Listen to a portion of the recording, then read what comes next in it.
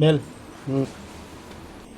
अभी हम ऐसे शख्स के पास हैं जो इस क्षेत्र में लोगों के लिए काम कर रहे हैं और इनके बारे में ये तारुफ या तारीफ के मोहताज नहीं हैं, लाखों दिलों की धड़कन है।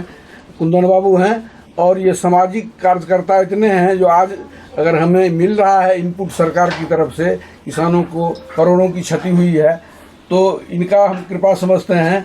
तो इनसे हम आए हैं, खास करके इसी के लिए आए हैं। आप हमें जानते होंगे, विनय मीडिया का संचालक हूँ, एक शिक्षक हूँ और हमारे सामने बैठे हुए हैं। सर, किसान के लिए आप क्या कहना चाहेंगे?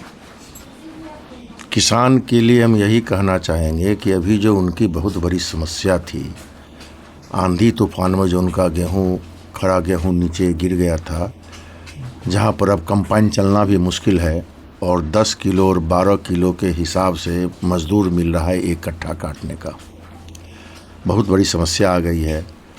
मैसर चौर में बहुत बड़ा समस्या है, 10 किलोमीटर का क्षेत्र है, उसमें कंबाइन भी नहीं चल सकता है। खैर, तो हमने इसमें सरकार से मांग किया था कि हमारा हसनपुर क्षेत्र ही वंचित क्यों रह गया। हसनपुर रोसड़ा दोनों? हाँ, तो हसनपुर रोसड़ा अनुमंडल ही मेरा वंचित रह गया और जगह सब हुआ और मेरा रोसड़ा अनुमंडल वंचित रह गया। तो हमने सरकार से अपील की थी और हमने कहा था किसान के हित के लिए हम लोग रोड पर उतर जाएंगे अगर रोसड़ा को अनुमंडल को वंचित किया गया तो। लेकिन हमारे मांग के बाद हमने सरकार में जो 1-2 मंत्री हैं और 4-5 MLA से भी दबाव बनवाया, वहाँ से उच्च अधिकारियों से बात हुई और अभी आपके चैनल के मार्फत विनय जी और दूधपुरा टाइम्स, इन आप लोगों के मार्फत मालूम हुआ कि 17,000 रुपये प्रति हेक्टेयर का अलॉटमेंट आया है।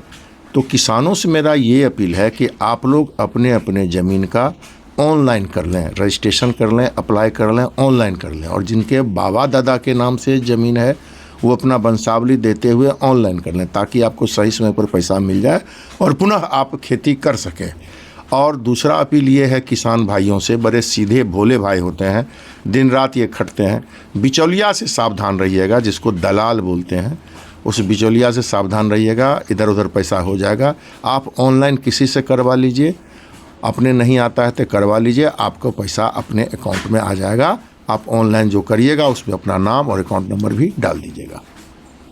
आपके माध्यम से आप चूँकि जनहित में उठाते हैं समस्या, हमारे रोसड़ा में प्रत्येक दिन जाम लगता है और कम से कम सुबह से लेके 8 बजे से लेके रात 8 बजे तक जाम लगता है। हम समझते हैं, कई बार बैठ चलाए हैं, हम समझते हैं इस बात को। रोसड़ा मेरा बहुत प्रिय क्षेत्र रहा है, हम घूमते घामते भी रहे।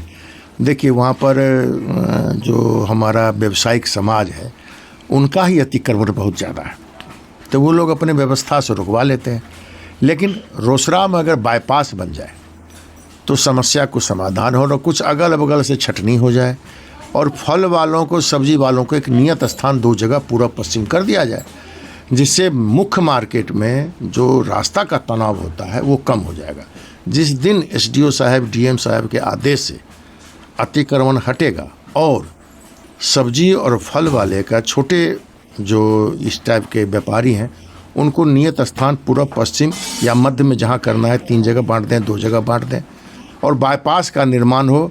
जो हमारे वीरेंद्र जी विधायक हैं उनसे मेरा ये अपील है और हमारे जिला के जो शांभवी चौधरी जी सांसद महोदया हैं उनसे मेरा अपील है कि रोसड़ा के जाम से निजात देने के लिए उस पर कुछ काम करें, उस पर ये काम हो कि बाईपास तो हो ही हो और बाज़ार में कुछ थोड़ा सा मामला ठीक ठाक करा दिया जाए तो बड़ी कृपा होगी और जनता आपको बार बार धन्यवाद देगी। एक समस्या और है, अभी सरकार के तरफ से पदाधिकारी जो हैं सो हमारे यहाँ क्या किए हैं, जो बड़े बड़े किसान हैं ओलाव हम लोग जलाते नहीं हैं, पहले भी कभी नहीं जलाते थे, और वो क्या कर दिया है, जैसे प्रमुख है हमारे यहाँ का, भिराह का ही है, और सबको ब्लैक लिस्टेड कर दिया है। उन्होंने सबका नाम दे दिया है ओलाव जलाने में।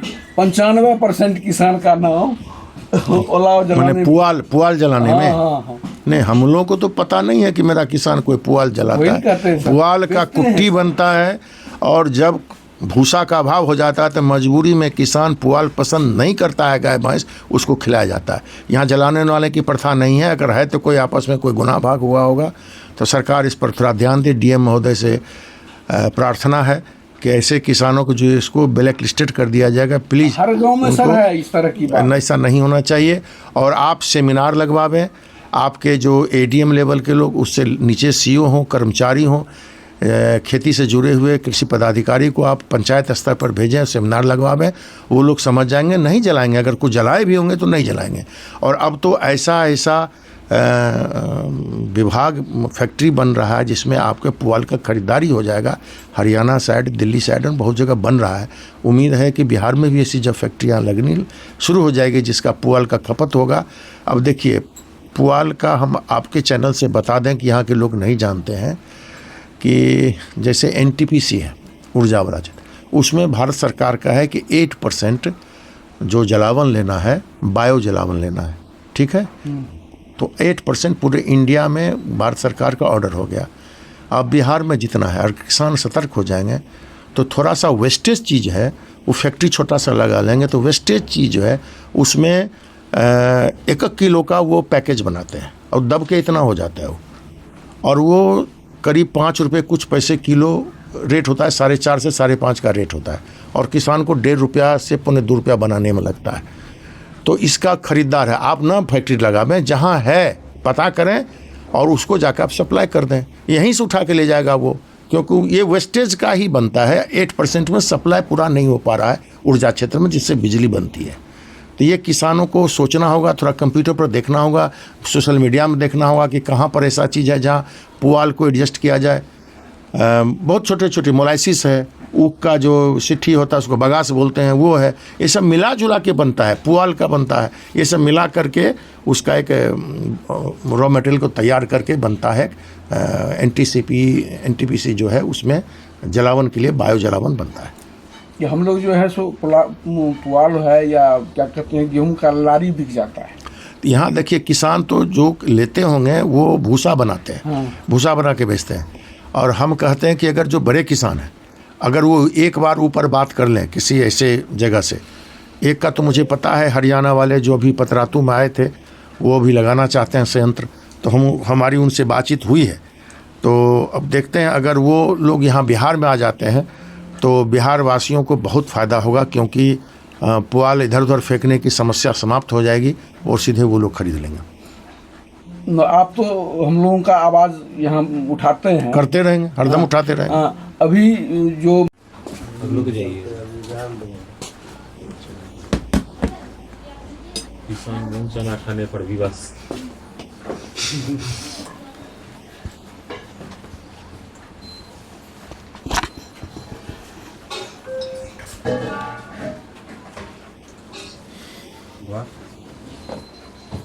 परवेज बटर क्या हो, इधर आइए। परवेज आलम भी किसान है, बैठिए।